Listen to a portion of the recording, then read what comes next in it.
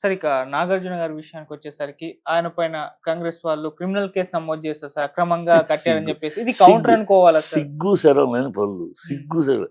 ఎవరి మీద వేస్తారయ్యా కేసు? 2010లో కట్టాడు నాగార్జున. హ్మ్. 2010లో ఎవరి గవర్నమెంట్ ఉందయ్యా? మీ గవర్నమెంట్. అంటే పర్మిషన్లు ఎవరిచ్చారయ్యా? మీ హ్మ్. ఆఫీసర్లు. పెట్టుకోండి. అప్పుడు సీఎం ఎవరయ్యా?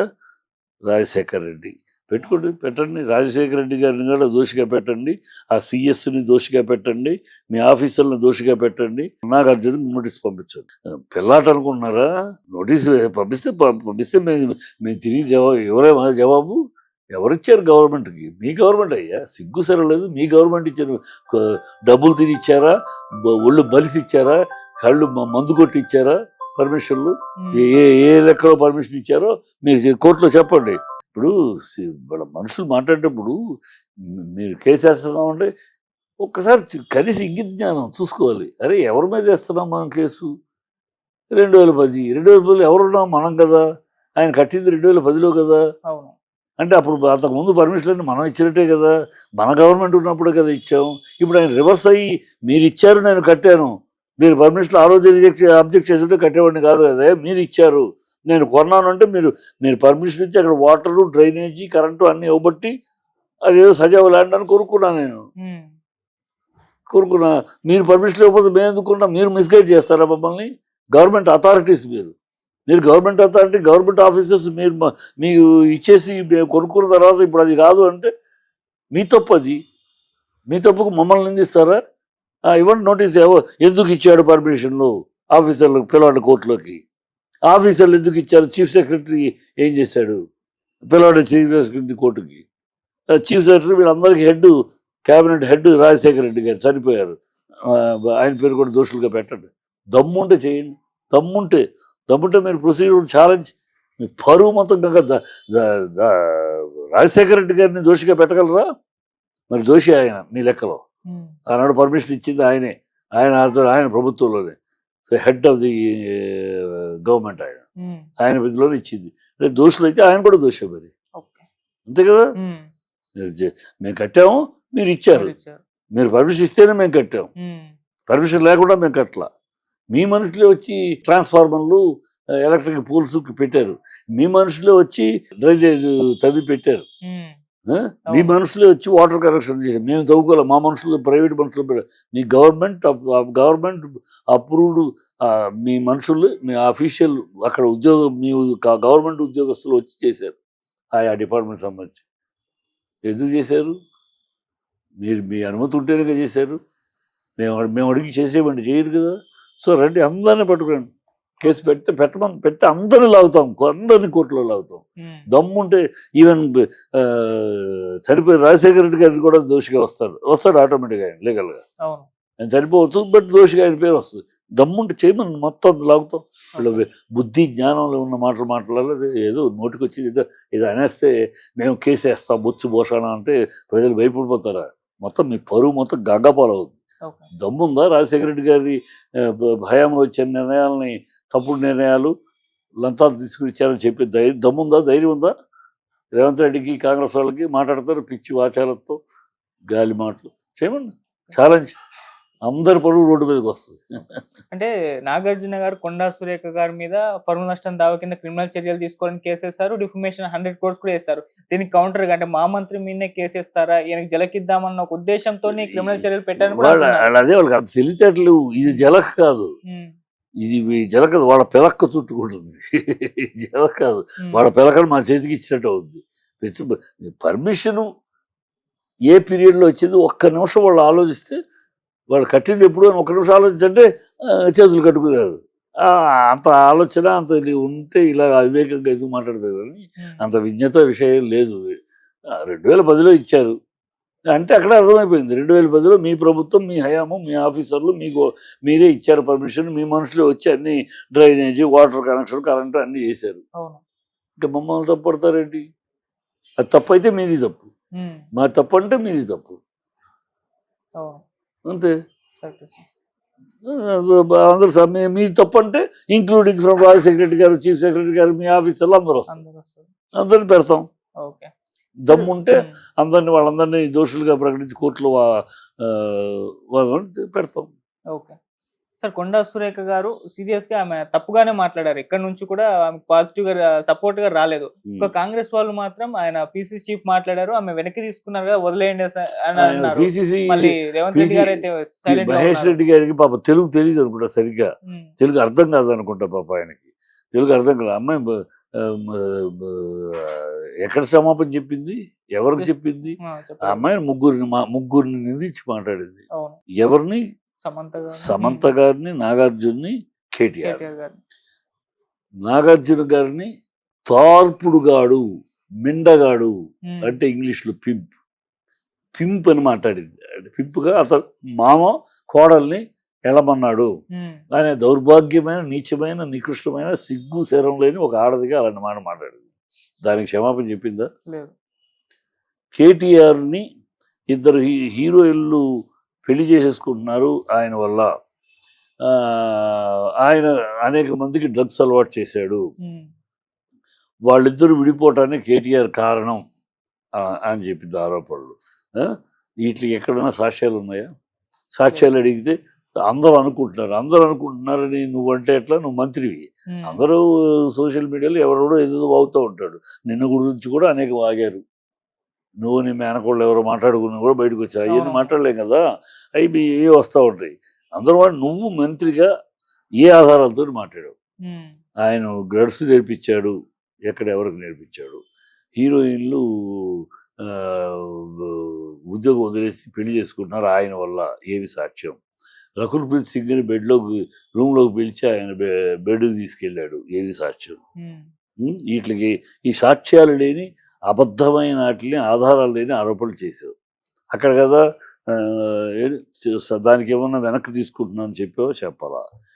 ఒక అమ్మాయికి మాత్రం చెప్పావు, సమంతకి మాత్రం చెప్పేసి నేను క్షమాపణ చెప్పేస్తానంటే అన్ని ఇది అక్కమ్మగుడు బావ రకరకాలు మాట్లాడేసి అన్ని మాటలు పడేసి నేను బావ అనే మాత్రం తీసేశాను అని అంటే అక్కమ్మగుడు అలాగే ఉంది కదా.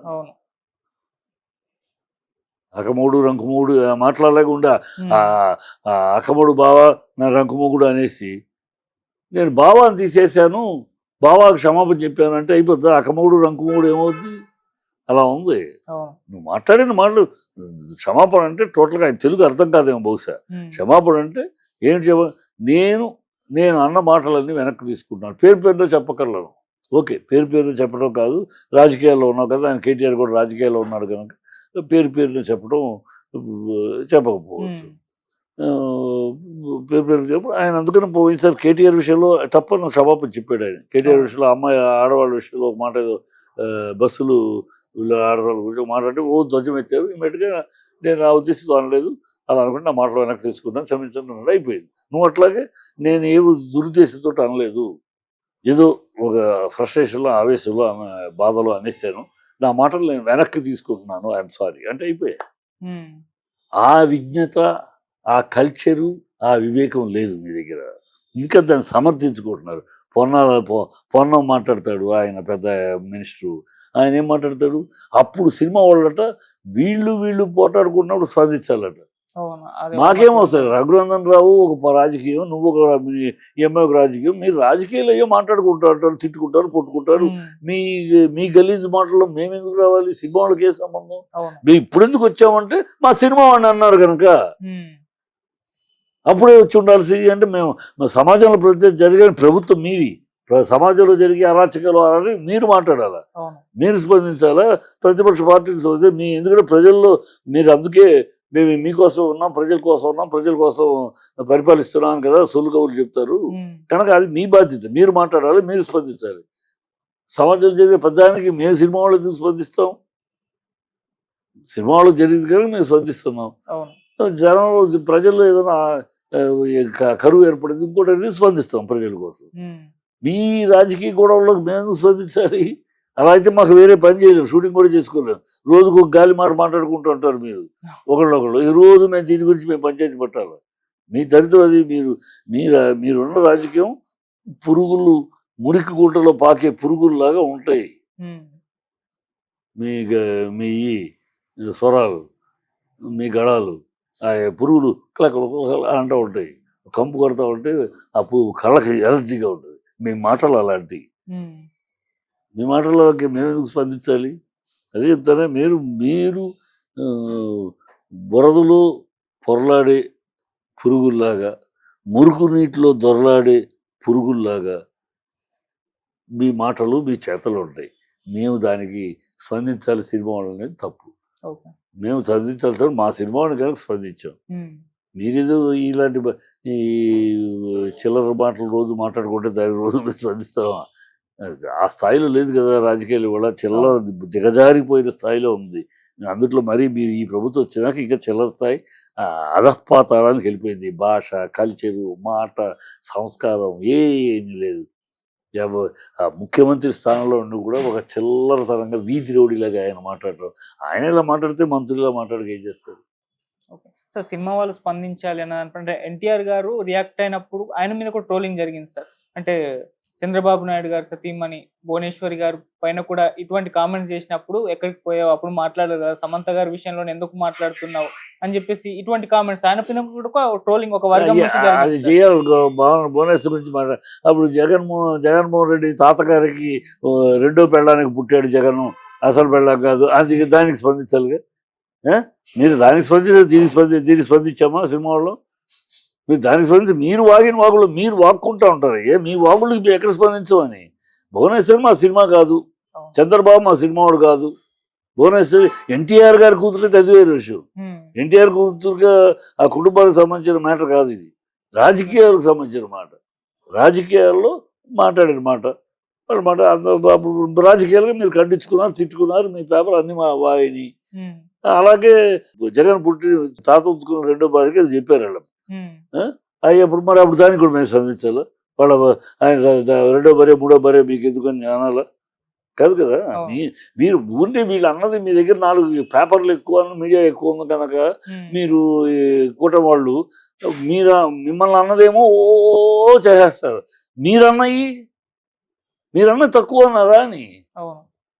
బాబాయిని చంపేశాడు, ఏం ఆధారం ఉంది మీ దగ్గర బాబాయిని చంపేశాడని?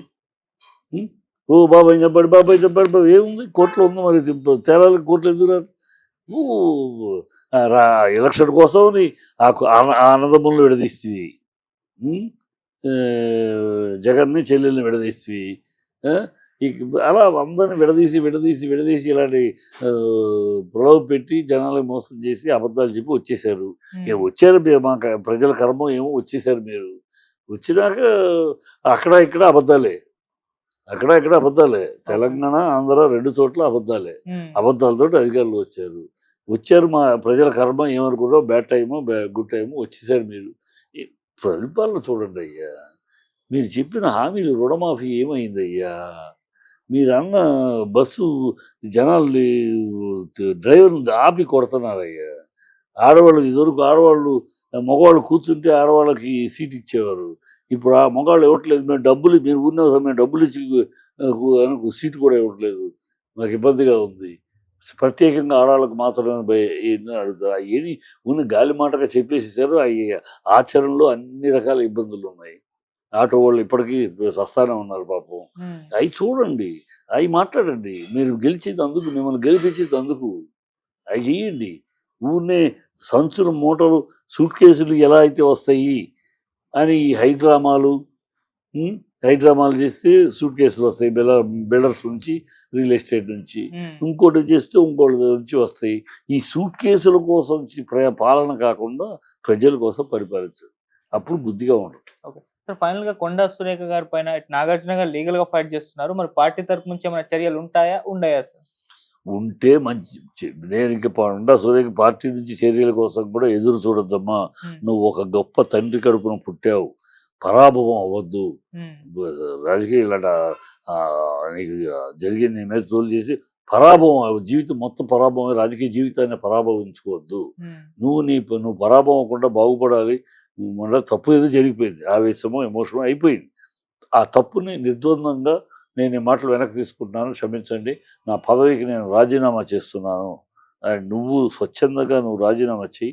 మళ్ళీ నీ పరువు ఇనుమడింపబడుతుంది. ప్రజలు కూడా నేను ఓకే ఇది అంది తప్పును ఒప్పుకుని పదవి కూడా రాజీనామా చేసింది కదా, నీ మీద ఆగ్రహం పోతుంది. ఓకే. ఆగ్రహం పోయి మళ్ళీ 6 నెలల తర్వాత సంవత్సరం తర్వాత మళ్ళీ నువ్వు క్యాబినెట్ రావద్దు. అంతేగాని గింటించుకున్నా కూడా నీ పరువు పోద్ది. రేపు అధిష్టానం రాహుల్ గాంధీ అమ్మాయిని డిస్మిస్ చేయండి అన్నాక ఈయన వచ్చి డిస్మిస్ చేస్తే ఆ పరువు పోద్ది. నాకు ఇష్టం లేదు అలా నీ పరువు పోవటం. నీ మీ తండ్రి మారి మీద గౌరవం, నీ మీద నిన్ను గురించి మా తండ్రి గారు చెప్పిన మాటలు నాకు విలువ ఉంది కనుక అంత పరాభవం అనుభవించకూడదు నువ్వు. కనుక నువ్వంతే రిజైన్ చేసి వాళ్ళు చేయించడం కాదు, నువ్వు రిజైన్ చేయి, గౌరవం ఉంటుంది. లేదు వాళ్ళు వాళ్ళు వాళ్ళు కూడా రిజైన్ చేయమనరు, నేను ఇలాగ పోరాడతాను అంటే నీ సిగ్గు పరువు అన్నీ పోతాయి. జైల్లో పోలీస్ కోర్టులో బోన్లో నిలబడటం, నువ్వు జైలు కోసం లెక్క పెట్టాల్సి రావడం,